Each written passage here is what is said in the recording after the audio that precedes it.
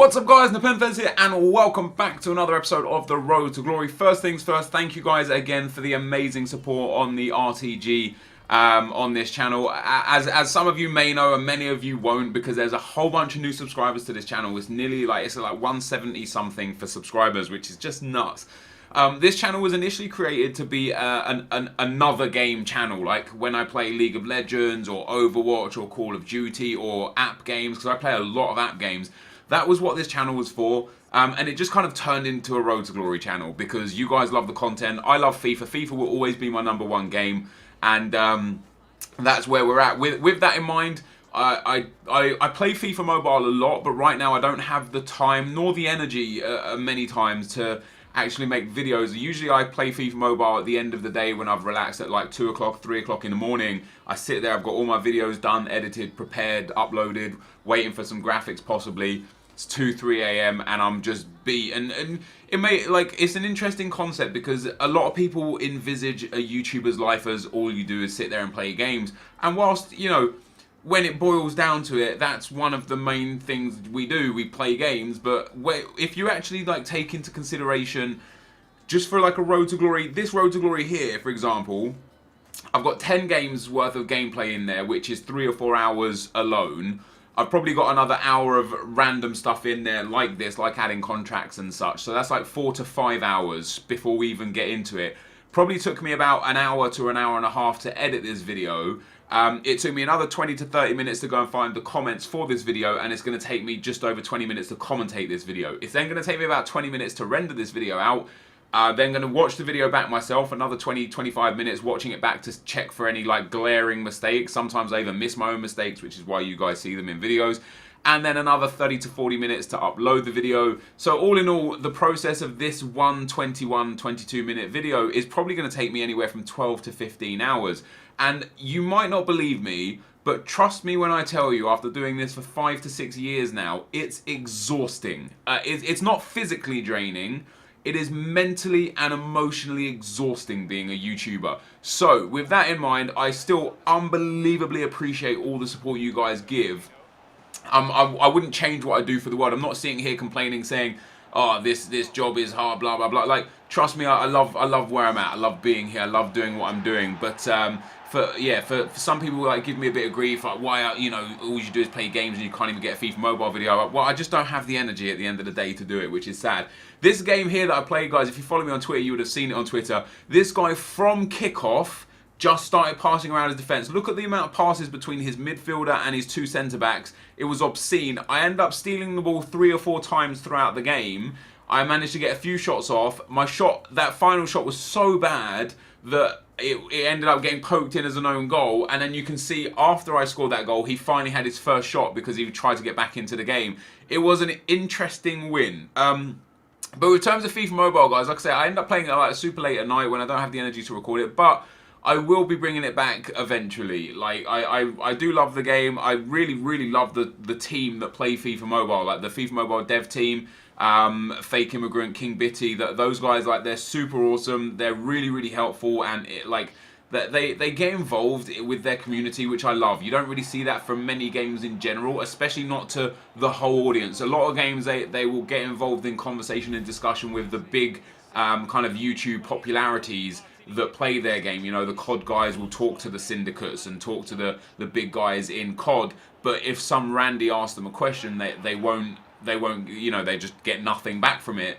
But with the FIFA Mobile guys, they answer everything from everyone on Twitter. So go show them some love. And if you guys play FIFA Mobile, the new World Cup thing, the new World Cup add-on, I wonder if it's coming to FIFA, like regular FIFA, because everything that's been in FIFA Mobile so far has also come to regular FIFA, aside from a few live events in FIFA Mobile that can't really go in FIFA, although it would be. Let me actually explain. So there's something in FIFA Mobile called a coin up event. You complete a live event, you complete a challenge basically. It sets you a challenge and you complete it and you get a token that will range from 100 to, I believe, 250,000 coins. And you just complete the live event by controlling your player and scoring some goals or hitting some targets, just a challenge within the game. And at the end of it, you get this token that will have a random coin value to it. How amazing would that be in FIFA? If like, you've got your single player, your online, your transfer market. Well, have a challenges tab. And you go into the challenges tab, I guess very much like the squad building challenge. But have a challenges tab where you click on the challenges, and then today's challenges, score 5 goals in this scenario to get a coin up token yourself, and it gives you, you play with your actual ultimate team against the AI. The way it works in FIFA Mobile is like you'll have 3 attackers against 1 or 2 defenders, and you'll have to score 5 attempts, but you only get 10 possessions to do it. So in this FIFA, imagine you start with a ball at kickoff, a 3v1 situation, you do it 10 times, you have to score 5 of those 10 occasions, and you just get a pack that contains a coin value. How amazing would that be to have that sort of stuff in regular FIFA? It would be amazing. I know EA create both FIFA Mobile and FIFA Ultimate Team, but they could learn a lot and take a lot from the FIFA Mobile guys. And they currently have World Cup qualifier stuff going on, where they have 5 special World Cup qualifier cards: Cuadrado, Rooney, Lewandowski, Shaqiri, and I can't remember the 5th one. But they have 5 special cards that you complete just through natural attrition of playing the game, which I find to be amazing. And as I say, in terms of all of these sort of things, like the Halloween players and the one to watch cards and stuff like that, we've got all of that off of FIFA Mobile when it's gone in there. So I wonder if we get something like that in FIFA, either this year or potentially towards the summer when the qualifiers are in full swing. So I don't particularly know, but we'll have to wait and see for that one. But anyway, a few difficult games in here in today's video. One of my biggest problems with FIFA, and we're going to talk about it a bit more because it's got a question in there as well. One of my biggest problems is just folding under pressure. You'll notice every single game I lose up to this point is by 1 goal, and the match stats are incredibly even. Now, I said this to Bateson the other day.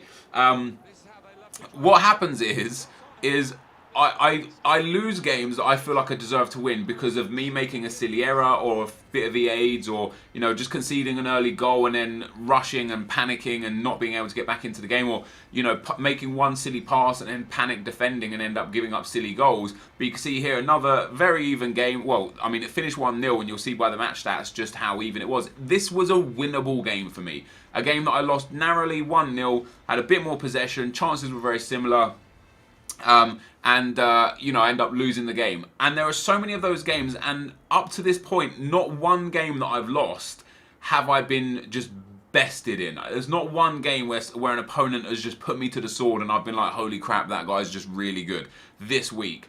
However, there have been a couple of games that I've won where I've been considerably inferior to my opponent. So I guess you've got to take the rough with the smooth, because I sit there thinking, God damn, I could have won that, I could have won that, and I should have won that. But then there's also a few games where I'm like, well, damn, I should have lost that. I should definitely have lost that, and I most probably should have lost that. So maybe it evens itself out, but it's the whole mentality of what could have been.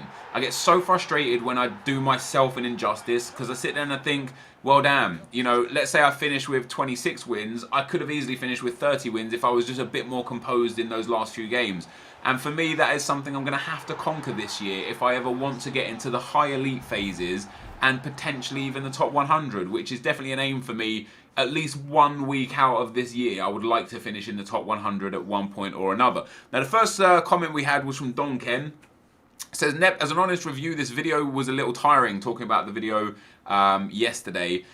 I did hear what you said at the start, maybe the video the day before yesterday, actually, I don't know. Hopefully you change the topic for the next RTG, as I prefer you talking about foot-related topic as opposed to rage-induced haters, respect from Canada. And I do understand where you're coming from.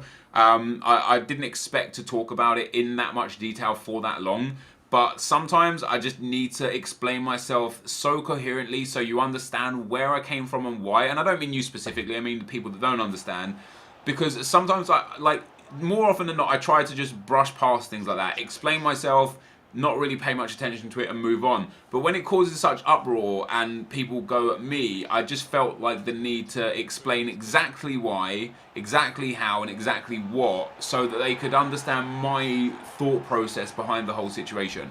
And as per usual, I pretty much over-explained it. So, but thank you for, as I say, I appreciate your guys' feedback, whether it's positive or negative. And as per that video, couple of the feedbacks were negative with malice, and that's not what we're here for. I'm happy to take negative criticism, happy to take negative feedback, but just do it in a manner where it doesn't, like, I don't want to say offend me, because it doesn't really offend me, but where it's not you just being a little dick. And your message was entirely you not being a little dick. You was being very, very genuine, and obviously, you know, you had a concern with me, and you took your concerns to me, like I took my concerns to EA. And never mind, I'm gonna end up getting back into it again, and that's not what we're here for. John Cheese says, can you make a video about the PS4 no loss glitch, because it's ruining the game? The only way to get rid of it is a big YouTuber like you can make it apparent to EA, like, if you agree. This got some thumbs up, so let me explain to you a little bit about it. I have made a video on the PS4 no loss glitch, and EA are aware of the PS4 no loss glitch, and I have a theory as to why it's not fixed yet. So a few things. First of all, you do get a message warning you. If you use it, you could get banned. And some people are claiming that they've got banned because of it. I don't know if they have got banned because of it or not, because it's very difficult, in my opinion, for EA to decide who's doing it and who's not. Because you could be playing the draft, and you could come up against 4 people in a row that do the no-loss glitch, and you win the draft, 4 1-0 wins. Now, are you in jeopardy of getting banned because 4 other people did it? And how do they actually look at that? How do they look at that and decide that you weren't the one that did it and your opponent was? I don't know. But some people think they've been getting banned. Now, in FIFA 15, there was an identical glitch in Xbox. Basically, what you did is when the whistle blew at the 90th minute, you dashboarded, you quit the game. It's as if the game never happened.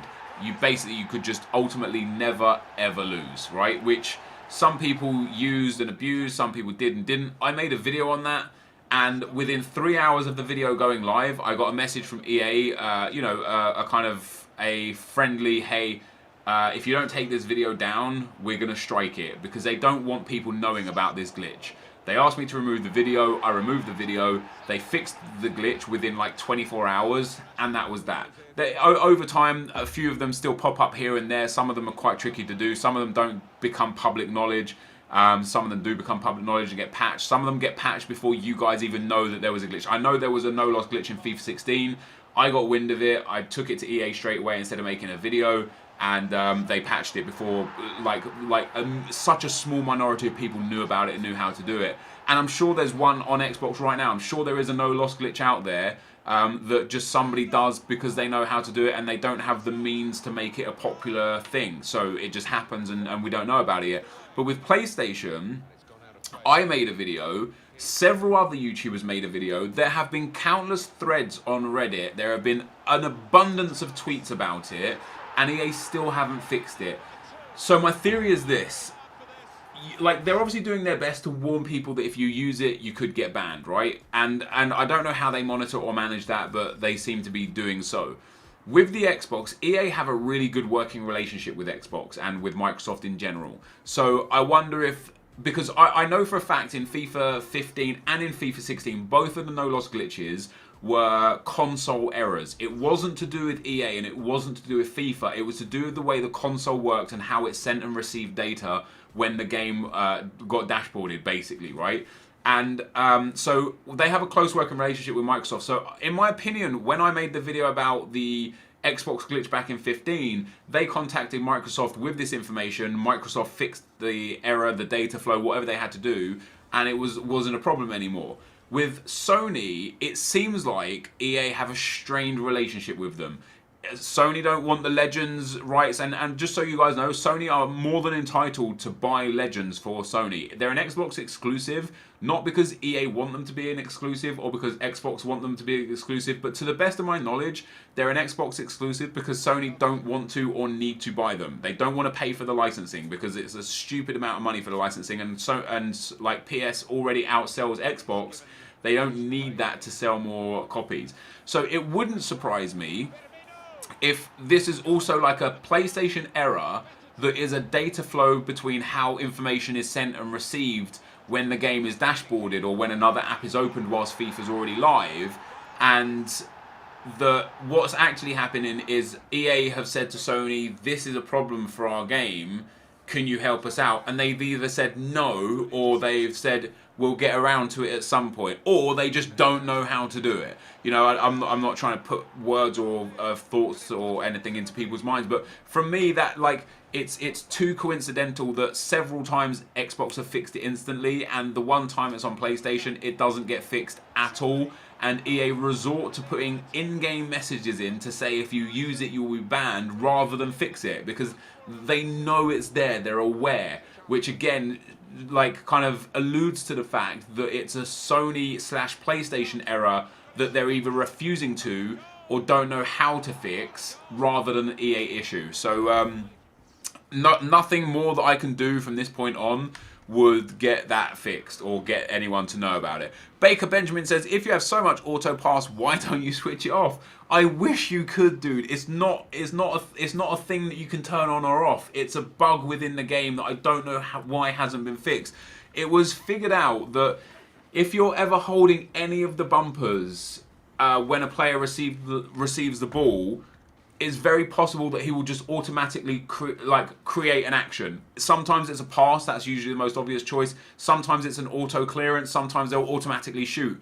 There have been several occasions where I have run, like, I'm clean through on goal, and my player will literally turn around and just boot it back down the field. And there's a streamer, and I forget his name, and I apologise for not mentioning his name in detail. If any of you guys know him, put his name in the chat, because I'm not trying to, like, remove views from people who deserve the views. He's a very good streamer, a very good FIFA player. He has his controller plugged into his PC.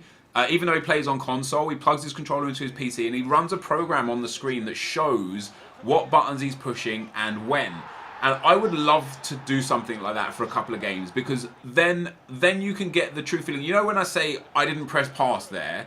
Well, in this instance, I would be able to prove that I didn't press pass there, because you can watch the sync of, okay, so I've pressed pass in, the game's automatically passed out, and you will see no actions on the controller from me. So I wish it was something I could turn off. Unfortunately, you can't. It doesn't happen often. Some weekends it happens more than most. The first weekend it happened loads. The second weekend, not so much. The third and fourth weekend, I don't really remember it at all, really. And then this weekend that we're in here just gone, I remember it loads again. It just happened so many times. And there are a couple of really vivid times where I remember it. Like in yesterday's or the day before's video where my player automatically passed it. The defender automatically backheeled it, and my opponent went and scored, and that was the game-changing goal. There are also a number of occasions where I was behind by a goal or two, or even level, and I would put like Heung-min Son through on goal. I would have a clean shot on goal, and there were two defenders in the box with Theo Walcott over on the side, and Son would automatically try and pass it to Theo Walcott as I'm about to shoot. Now, all I'm holding there is the left analog stick and potentially one of the two triggers. So, it was discovered that when you use the triggers or the bumpers on the controller when you have possession of the ball, that's what actually triggers the automatic actions from the players. So if I could turn it off, I would turn it off. Arnav Gupta says, hey Nep, I got disconnected from draft 2 weeks ago. I didn't know that I could get compensated. Should I contact EA support now? It's worth a shot, but don't be surprised if you don't get anything back for it. It tends to be like you have to kind of do it a bit quickly, a bit instantly, and be like, hey, this just happened. Check my account. If you don't believe me, give me something back for it. But it's definitely worth a shot. Elliot Matthews says, will you ever do a draft on the Road to Glory? And I really like watching your FUT Champions gameplay better than Divisions, because there's a lot more talent in Champions and Divisions. Well, thank you for preferring the FUT Champions gameplay. Yeah, I will do drafts every now and then on this account. I don't see the purpose in them when I have a Draft to Glory account. I do see the purpose in them off the back of the fact that this is a Road to Glory, and people who play FIFA regularly will also play drafts regularly. That's a fact. So in that instance, I should probably do it. And interesting you say that you like watching FUT Champions more than Divisions. There was a thread on Reddit today about the just lack of interest in Divisions, and although there's quite I don't want to say a large portion of people, there's a lot of people, but it's actually a small portion of viewers that want me to play Divisions gameplay. But this thread on Reddit, which so many people agreed with, was the simple fact that in most games you need like a 50 to 60 win percentage to promote, to gain prizes, to get things. In FIFA, in the highest division, for a garbage prize, you need an 80% win rate. to get that garbage prize. That is just too extreme. It's too much. The pricing just isn't like warranting of the amount of games that you have to put in. For example, if you played 4 divisions through and you took all 10 games in all 4 divisions, you'd play 40 games. If you even won all of those, you would need to win 36 games or 34 games and the draws or whatever. Sorry, or 28 games and the draws, or 32 wins and the losses, right? So for 32 wins in 4 sets of seasons, you get 60,000 coins and match coins. For 32 wins in FUT Champions, you get Elite 2 prizes, which is 100,000 coins, 2 Premium Team of the Week packs, so 6 guaranteed informs, and a 100k pack. Tell me what's worth it. Because Divisions isn't worth it. What was proposed in that thread in Reddit, which I think would actually be fantastic, is offering a bigger prize structure throughout all 10 divisions, but for Division 1 saying 1 win gets you this, 2 wins gets you this, 3 wins gets you that, 7 wins gets you this, 8 this, 9 this, and 10 of them gets you a Jackpot City, 100k pack, a 50k pack, whatever. But this is going to be the end of the video for today, guys. So we're at 24 wins from our first 30 games. We need 5 wins from our remaining 10 games to get to Elite. I will be very upset if I don't win 5 out of the last 10. The pressure will be on. I will fold under the pressure. I've still got some questions from before that I haven't answered yet, so hopefully we'll get to those in the next video. Thank you guys for the support. Just amazing contributions from you guys on this series. It's absolutely fantastic. But this is the end of the video, guys, so thanks for watching, and I'll see you next time. I'm out. Peace.